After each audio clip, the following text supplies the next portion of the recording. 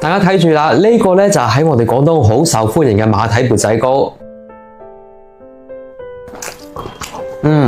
食起身軟糯香甜，營養又美味。佢唔單止做法簡單，仲可以補充膳食纖維。自己整出嚟嘅真材實料，乾淨過出邊買嘅好多。今日喺市場買咗啲新鮮嘅馬蹄，我哋先將表面啲泥咧洗乾淨之後，再將啲皮披咗。馬蹄咧有啲人叫佢做地下雪梨，入邊有好多嘅蛋白質、維生素同埋膳食纖維，經常食咧對我哋身體係好好嘅。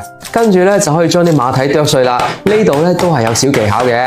我哋先將啲馬蹄裝喺密封袋入邊，用刀背咧將佢拍碎，咁樣啲馬蹄咧就唔會飛到周圍都係啦，又快又乾淨。下次咧你哋都可以試一試噶。剁好嘅馬蹄碎咧，我哋先放喺碗入邊備用，再準備一個大碗，加翻2片紅片糖，直接倒500克嘅滾水入去，用筷子咧慢慢攪溶佢。如果想紅糖溶得快啲咧，我哋可以將紅糖搣成細粒一啲嘅。我每日都會分享啲簡單又健康嘅美食，不如點個小紅心關注支持一下嚟，以後想食唔識整嘅時候咧都可以睇得翻嘅。等啲糖溶晒之後咧，就將啱先嘅馬蹄碎倒晒入去，再倒一包呢個全網都喺度用緊嘅缽仔糕粉。點解佢咁好用呢？係因為佢唔使自己嘥心機調嗰個生熟漿，而且佢嘅配料表好乾淨。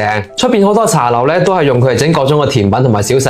我將佢放喺視頻嘅左下角啦，大家有需要嘅可以去睇睇。然後用筷子將啲粉漿全部攪勻，呢一步咧就好關鍵啦，一定要搞到冇乾粉嘅狀態咧先至得嘅。咁樣整出嚟嘅馬蹄糕咧口感先至會好嘅。等鑊入邊嘅水滾咗之後咧，將較好嘅粉漿倒入呢個配埋嘅玻璃碗入邊。呢度要記得啦，千祈唔好倒太滿啦，大概8分滿左右就得啦。因為喺蒸嘅過程當中咧，啲粉係會脹起身嘅，所以如果我哋裝得太滿嘅話咧，就好驚佢瀉出嚟啦。跟住我哋開大火蒸佢15分鐘左右。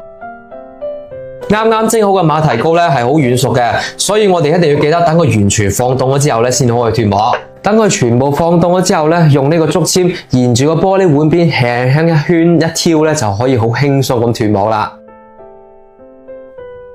咁樣一道簡單美味嘅馬蹄糕咧就整好啦，口感食起身咧 Q 彈得嚟咧又有嚼頭，馬蹄咧清甜得嚟又爽口。學識咗咧仲可以攞去擺攤，肯定受歡迎嘅。中意嘅話咧，快啲收藏起身試一試啦〜